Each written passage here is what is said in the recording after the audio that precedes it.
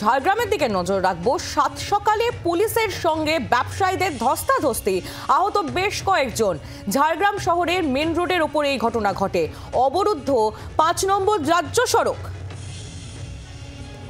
সাত সকালে পুলিশের সঙ্গে ব্যবসায়ীদের ধস্তাধস্তি, আহত বেশ কয়েকজন। ঝাড়গ্রাম শহরের মেন রোডের ওপরে এই ঘটনা ঘটে।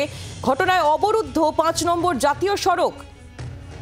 বন্ধ রাখা হয় জুবিলি মার্কেটও। অবরোধের ফলে যানজট তৈরি হলে অবরোধ তোলার চেষ্টা করে পুলিশ এবং এরপরেই ব্যবসায়ীদের সঙ্গে তাদের ধস্তাধস্তি শুরু হয় বলে জানা যাচ্ছে।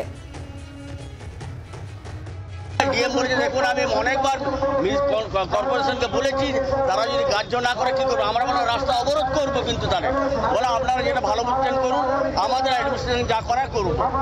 কতবার বৈঠক হয়েছে আপনাদের? 13 বার হয়েছে আমাদের, এবং আমরা থানাতেও গেছি, সব জায়গাতে আমরা কথা বলেছি কবে হবে, বাকি রাখিনি কোনো জায়গায়। এমনকি চিফ মিনিস্টারকে ফোন করে বলেছি আমরা।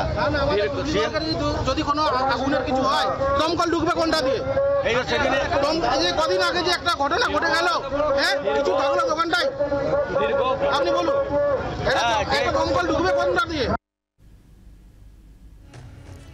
সৌরভ চৌধুরী আমাদের প্রতিনিধি রয়েছেন আমাদের সঙ্গে টেলিফোন লাইনে। সৌরভ, ঠিক কি ঘটেছে সেখানে, কি কারণেই অশান্তি? দেখো, প্রথমেই বলি, এখনো পর্যন্ত কিন্তু অবরোধ চলছে এবং যথেষ্ট উত্তেজনা আছে। পুলিশের সাথে দফায় দফায় এখানে যারা ব্যবসায়ীরা আছেন তাদের সাথে তাদের বচসা হচ্ছে। পুলিশের তরফ থেকে চেষ্টা করা হচ্ছে যে ৫ নম্বর রাজ্য সড়ক, এটা যেহেতু এটা পুরুলিয়ার সাথে কানেক্টেড, বাঁকুড়া পুরুলিয়ার সাথে, তাই উঠিয়ে দেওয়ার চেষ্টা করছে। কিন্তু ব্যবসায়ীরা অনড়।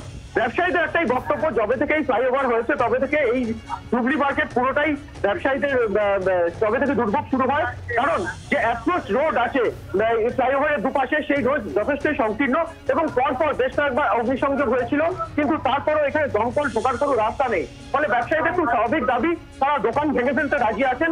অবিলম্বে তাদের প্রশাসনের তরফে এই রাস্তা বানিয়ে দেওয়া হোক। কিন্তু বারবার তাদেরকে মিটিং বসার পরও কোন রকম কোনো সিদ্ধান্ত হয়নি। গত 11 বছর ধরে একই নাটক চলছে বলে তাদের অভিযোগ।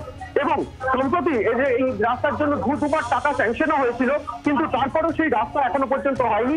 এমনটাই অভিযোগ জানিয়ে সমস্ত ব্যবসায়ীরা আজকে সেই অবরোধ করেছেন। দুবার এর মধ্যে ধস্তাধস্তি হয়ে গেছে সেই অবরোধ তোলার জন্য। ব্যবসায়ীরা অনড় এবং এই মুহূর্তে এখনো পর্যন্ত অবরোধ চলছে। এলাকায় অবশ্যই একটা উত্তেজনা তো রয়েছে।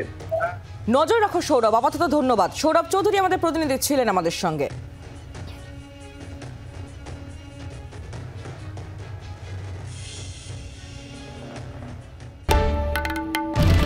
বাংলার আওয়াজ, বাঙালির আবেগ, জি 24 ঘন্টা।